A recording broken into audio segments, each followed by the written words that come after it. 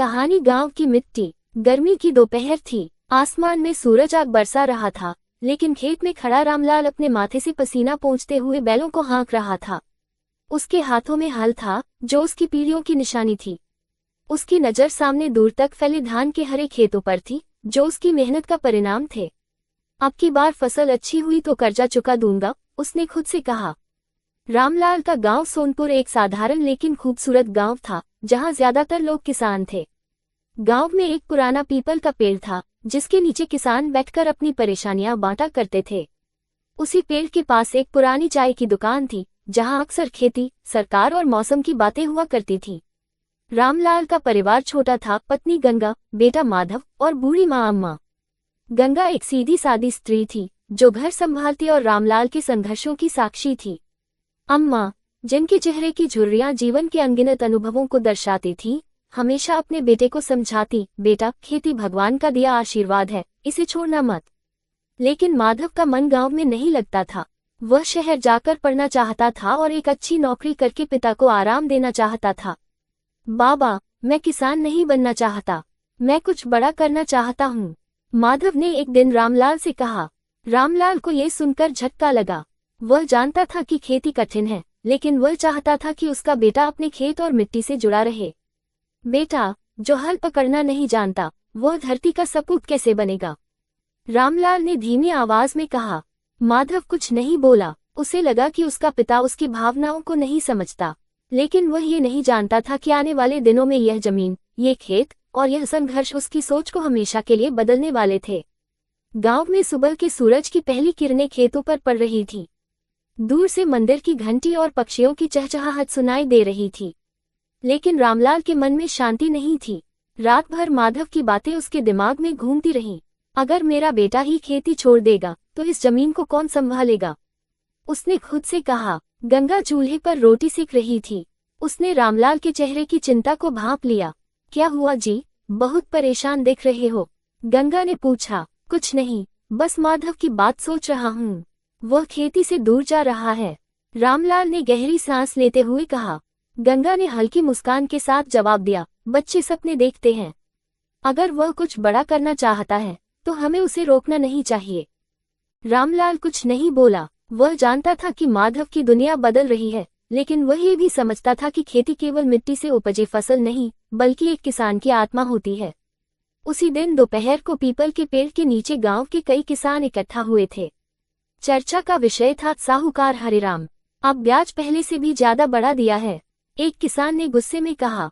अगर समय पर कर्ज नहीं चुकाया, तो जमीन छीन लेगा। दूसरे ने चिंता जताई। हरिराम गांव का सबसे बड़ा महाजन था। उसने कई किसानों को कर्ज दिया था, लेकिन उसके बदले में वह दुगना ब्याज वसूलता था। कई किसान अपनी जमीन तक खो चुके थे। रामलाल के पास भी साहूकार का कर्ज था। वह जानता था कि अगर इस साल फसल ठीक से नहीं बिकी, तो उसकी जमीन भी खतरे में पड़ सकती है। शाम होते होते माधव ने घोषणा कर दी कि वह शहर जाकर आगे पढ़ाई करेगा। वह अपने दोस्तों के साथ बाहर निकल गया। रामलाल चुपचाप अपने खेत में बैठा आसमान की ओर देख रहा था। उसके मन में सवाल थे। क्या खेती अब बच पाएगी? क्या बेटा उसे अकेला छोड़ देगा? क्या गांव के किसान साहूकार के चंगुल से बाहर निकल पाएंगे? आने वाले दिन गांव के लिए सबसे कठिन होने वाले थे। रात का समय था। आसमान में आधा चांद चमक रहा था, लेकिन रामलाल की आंखों में नींद नहीं थी। वह खाट पर लेटा छत की ओर देख रहा था। पास में अम्मा भी करवट बदल रही थी। क्या सोच रहे हो बेटा? अम्मा ने धीमी आवाज में पूछा। सोच रहा हूँ, अगर इस बार फसल खराब हो गई, तो हम कर्ज कैसे चुकाएंगे? रामलाल ने चिंता जताई।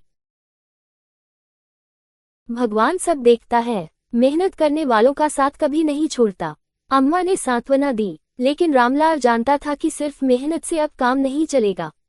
खेती दिन ब दिन मुश्किल होती जा रही थी, और साहूकार हरिराम की आंखें उसकी जमीन पर थीं। अगले दिन सुबह गांव के चौपाल में एक खबर तेजी से फैल रही थी।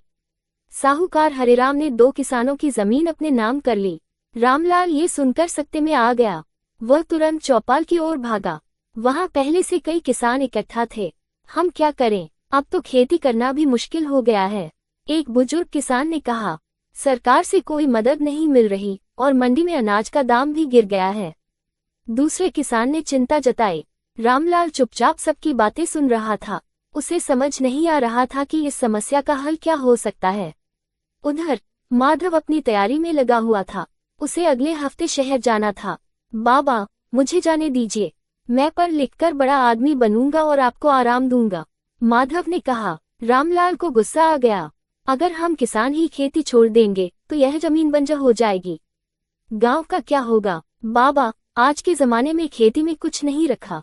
बड़े बड़े लोग नौकरी करते हैं, बिजनेस करते हैं। किसान तो बस मेहनत करता है और बदले में कर्ज में डूब जाता है। रामलाल ने माधव की आंखों में देखा। उसे एहसास हुआ कि बेटे की सोच बदल चुकी है। उसी रात तेज आंधी आई। आसमान में बादल घिर आए और बारिश शुरू हो गई। खेतों में लगी फसल झुकने लगी। रामलाल भागता हुआ खेतों में पहुंचा। उसने देखा कि तेज हवा और बारिश से कई पौधे टूट गए थे। ये देखकर उसके पैर कांप गए। हे भगवान, अब क्या होगा? उसने घुटनों के बल बैठकर आसमान की ओर देखा। बारिश रुकते रुकते आधी फसल बर्बाद हो चुकी थी। यह इस साल की सुबह जब सूरज निकला तो गांव के हर किसान की आंखों में रात की बारिश की तबाही साफ झलक रही थी। चारों ओर पानी भरा था, खेतों में कीचड़ था और आधी से ज्यादा फसल गिर चुकी थी। रामलाल अपने खेत में खड़ा आंसुओं को रोकने की कोशिश कर रहा था। उसकी मेहनत पर प्रकृति की एक ही रात में पानी फिर गया था। पिछले साल भी ऐसा हुआ था, लेकिन इस बार वह किसी भी हाल में साहूकार हरिराम का कर्ज चुकाने के लिए पूरी मेहनत कर रहा था। तभी पीछे से गंगा आई। सब खत्म हो गया गंगा, रामलाल की आवाज भर्रा गई। गंगा ने अपने पति का हाथ थामा। हिम्मत मत हारो, कुछ न कुछ रास्ता निकलेगा। लेकिन क्या वाकई कोई रास्ता था? पीपल के पेड़ के नीचे फिर से गांव के किसान इकट्ठा हुए। अब क्या करें? सरकार से तो कोई मदद मिलने वाली नहीं। एक किसान बोला, बैंक का कर्ज चुकाने के लिए भी पैसे नहीं हैं। मजबूरन हमें जमीन बेचनी पड़ेगी। दूसरे ने कहा। हर किसान के चेहरे पर चिंता थी। हरिराम जैसे साहूकार इस मौके की तलाश में थे। तभी किसी ने सुझाव दिया, हमें एक साथ मिलकर कुछ करना होगा। अकेले अकेले कोई नहीं बचेगा। लेकिन क्या? इसका जवाब किसी के पास नहीं था। उसी दिन दोपहर में हरिराम खुद रामलाल के घर पहुंचा। रामलाल, इस बार फसल भी गई, कर्जा कैसे चुकाओगे? हरिराम ने तंज कसा। रामलाल ने कुछ नहीं कहा। हरिराम ने कागजात निकाल कर कहा, अगर नहीं चुका सकते तो खेत मेरे नाम कर दो, तुम्हारा कर्जा माफ कर दूंगा। रामलाल का खून खौल उठा। मेरी जमीन मेरे बाप दादा की निशानी है, इसे मैं नहीं दूंगा, उसने गुस्से में जवाब दिया। हरिराम हंसते हुए बोला, तो फिर एक हफ्ते में पैसे चुका दो, वरना कानूनन ये खेत मेरा हो जाएगा। रामलाल बेजान होकर वहीं बैठ गया। उसके पास सिर्फ 7 दिन थे। माधव ने जब ये सब सुना तो वह भी परेशान हो गया। उसे अपने पिता की तकलीफ दिखाई देने लगी, लेकिन उसकी जिद अभी भी बनी हुई थी। उस रात वह बहुत देर तक सोचता रहा। क्या खेती वाकई अब संभव नहीं रही? क्या उसके पिता को उसकी जरूरत थी? क्या गांव के किसान मिलकर कुछ कर सकते थे? अगले दिन सुबह उसने एक फैसला किया। अब वह गांव छोड़कर नहीं जाएगा। लेकिन क्या उसका फैसला सही था? अगली सुबह माधव ने पिता से कहा, बाबा, मैं आपके साथ हूँ, हम ये खेत नहीं जाने देंगे। रामलाल ने चौंककर माधव को देखा। बेटा, कल तक तो तुम शहर जाने की जिद कर रहे थे, अब क्या हुआ? माधव ने गहरी सांस ली। मैंने सोचा कि अगर हम किसान ही अपनी जमीन छोड़ देंगे तो खेती कौन करेगा? अगर हर कोई गांव छोड़ देगा तो गांव का भविष्य क्या होगा? रामलाल की आंखों में गर्व झलक आया। बेटा, ये बात अगर हर नौजवान समझ जाए तो किसान कभी कमजोर नहीं होगा। माधव ने गांव के कुछ पढ़े लिखे नौजवानों को इकट्ठा किया। वे सभी चर्चा करने लगे कि कैसे खेती को बचाया जा सकता है और कर्ज से कैसे निकला जाए।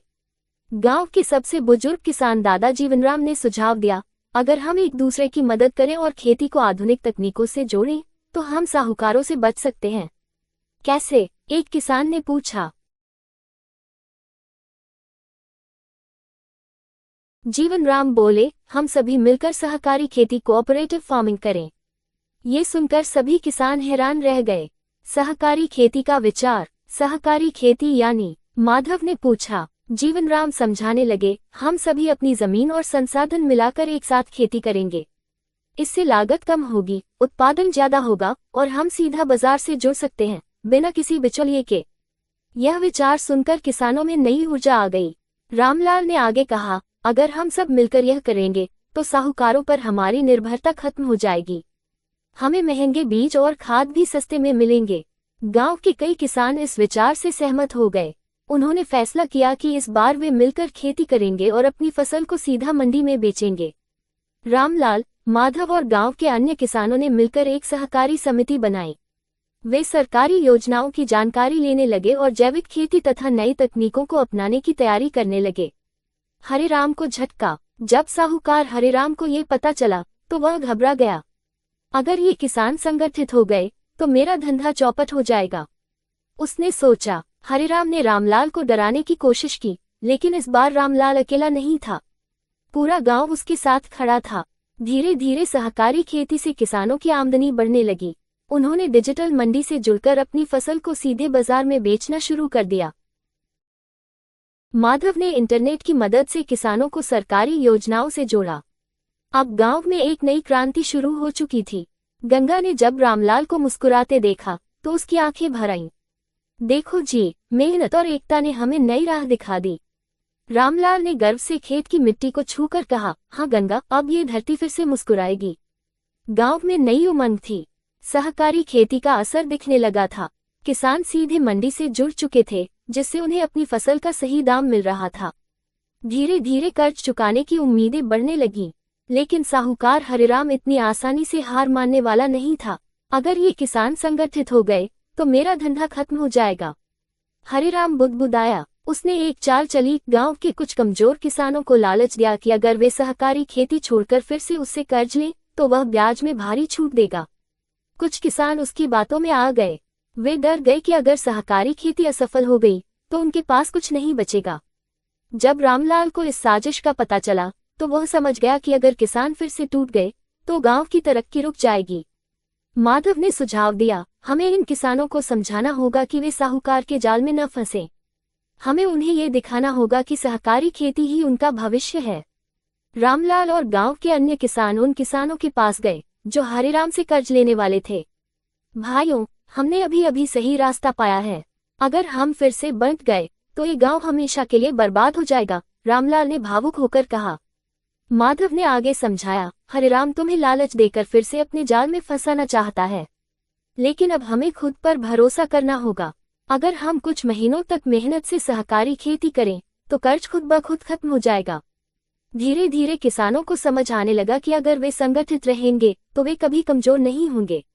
जब किसानों ने हरिराम का कर्ज लेने से मना कर दिया तो वह आग बबूला हो गया। तुम लोग पछताओगे, उसने गुस्से में कहा। लेकिन अब किसान पहले की तरह डरपोक नहीं रहे थे। उन्होंने मिलकर साहूकारों की दलाली को हमेशा के लिए खत्म करने का फैसला कर लिया। गांव के बुजुर्ग किसान जीवनराम बोले, अब हम किसी भी किसान को मजबूरी में जमीन गिरवी रखने नहीं देंगे। हम खुद अपने संसाधनों से उनकी मदद करेंगे। ये सुनकर हरिराम को एहसास हो गया कि उसकी सत्ता खत्म हो चुकी थी। कुछ महीनों बाद किसानों ने इस नई खेती से इतना मुनाफा कमाया कि उन्होंने साहूकार का पूरा कर्ज चुका दिया। अब गांव आत्मनिर्भर किसान समिति के नाम से पूरे जिले में मशहूर हो चुका था। माधव को शहर जाने की जरूरत नहीं पड़ी। उसने गांव में ही रहकर एक आधुनिक कृषि केंद्र खोला, जहां नए किसान ऑर्गेनिक फार्मिंग, मशीनरी और डिजिटल मंडी से जुड़ने की ट्रेनिंग लेते थे। रामलाल गर्व से अपने हरे भरे खेतों को देख रहा था। गंगा ने उसके कंधे पर हाथ रखा और कहा, देखो जी, आपकी मेहनत रंग लाई। रामलाल ने मिट्टी उठाकर माथे से लगाए और कहा, हाँ गंगा, ये धरती अब हमेशा मुस्कुराएगी। संदेश: जब किसान संगठित होते हैं तो वे किसी के सामने झुकते नहीं। सहकारी खेती और आधुनिक तकनीक अपनाने से खेती को बचाया जा सकता है। साहूकारों और बिचौलियों से बचने के लिए किसानों को खुद आत्मनिर्भर बनना होगा। गांव की मिट्टी कभी धोखा नहीं देती, बस मेहनत और एकता की जरूरत होती है।